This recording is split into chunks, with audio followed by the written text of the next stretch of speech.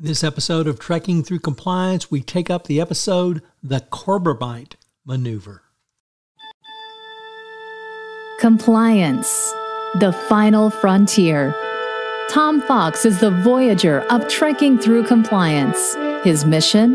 To explore the original series and seek out and share what it can teach you about compliance. Here's your host, Tom Fox.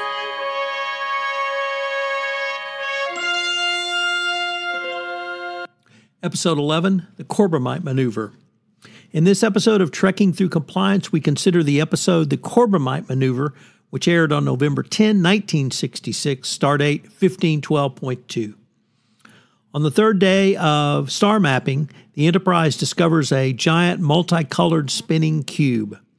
McCoy, who is giving Kirk his quarterly medical examination, fails to inform Kirk about the crisis until he completes his medical examination. As a result of this exam, Kirk's diet is restricted to salad, much to his chagrin. The cube has an unknown propulsion system which prompts Scotty to admit that it beats me what makes it go. As the Enterprise tries to maneuver away from the cube begins emitting deadly radiation and Kirk is forced to destroy it. Responding to the destruction of what turns out to have been a warning buoy, a mile-long diameter spherical flagship known as the Fesarius rushes to the scene. It is piloted by Balok and belongs to the First Federation. Balok threatens to destroy the Enterprise for violating First Federation space and destroying the warning buoy. Balok gives the crew of the Enterprise 10 minutes to consult with their deity before they are destroyed.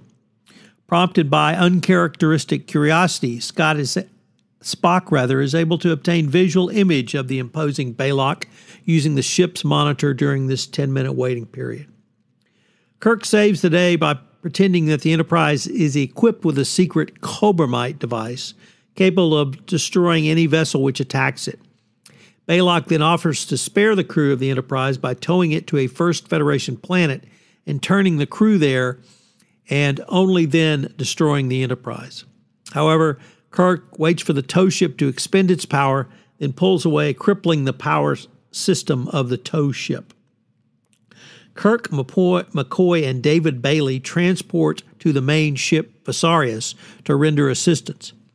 Here they meet Balok, the pilot of the ship, who greets them and offers them a drink called Tranya.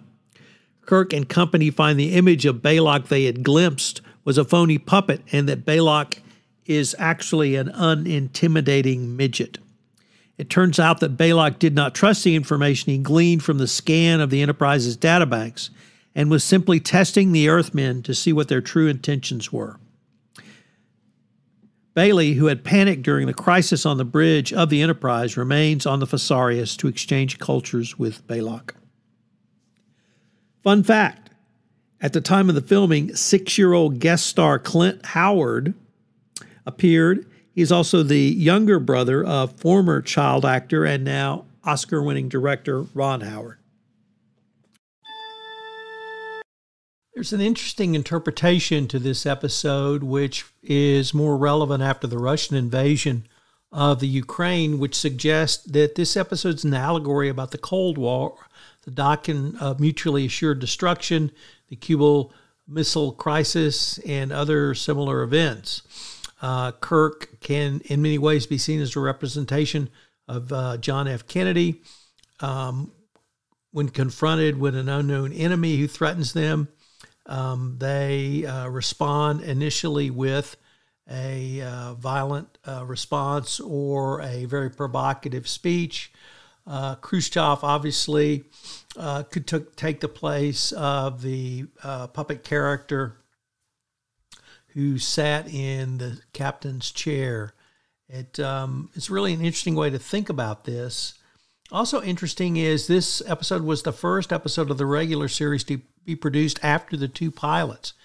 And they were filmed in 64 and 65. Obviously, this one was 66. We were reviewing this in release date, not shooting date. So that's the reason this one comes first.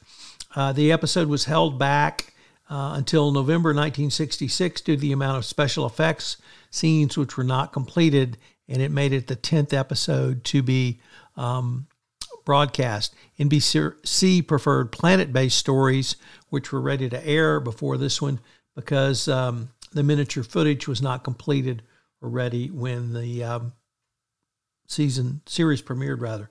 So production issues speak to us again.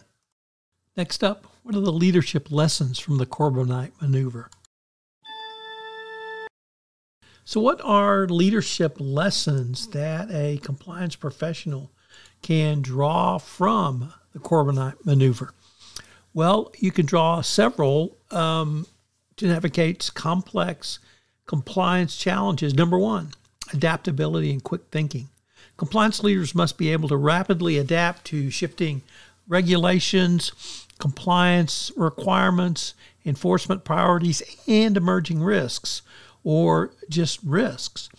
Just as Captain Kirk used the Corbomite bluff, compliance teams need to be ready to employ creative solutions and calculated maneuvers to diffuse confrontational situations within an organization or really any stakeholders up to and including regulators. Number two, cool, calm, and collected. You have to maintain calmness under pressure. Maintaining composure and projecting confidence is critical in working with tough regulators or responding to compliance breaches. Keeping a cool head allows a compliance professional to make sound decisions and inspire confidence in not only your team, but also other stakeholders, most effectively, or most importantly, rather, senior management. Number three, leveraging limited resources. Compliance functions often have to do more with less, having to stretch budgets, headcounts, and technological resources. Compliance leaders must be adept at creatively utilizing what's available, much like Captain Kirk's use of the Corbomite device. Number four, trusting the expertise of your compliance team. Compliance is a team sport, although we often do not say that. Leaders must empower their staff and draw upon their specialized knowledge. Just as Captain Kirk relied on Mr. Spock and Dr. McCoy, compliance leaders should collaborate closely with legal, audit, and other subject matter experts within their organization or perhaps even outside. Number five, maintaining composure during ambiguity. Regulatory environments are often rife with uncertainty and ambiguity. Indeed, business is rife with with uncertainty and ambiguity. Compliance professionals who can function effectively in this climate, like Captain Kirk, will be best positioned to steer their organizations through the challenges that lie ahead. By embodying these leadership principles from the Corbomite Maneuver, compliance professionals can cultivate the mindset and skills needed to deftly navigate the complex regulatory challenges they face.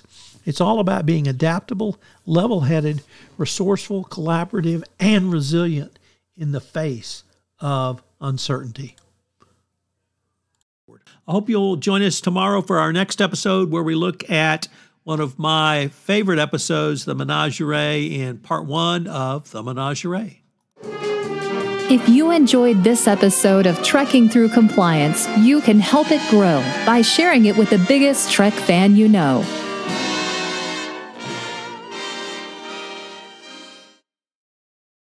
This podcast is a part of the C-Suite Radio Network.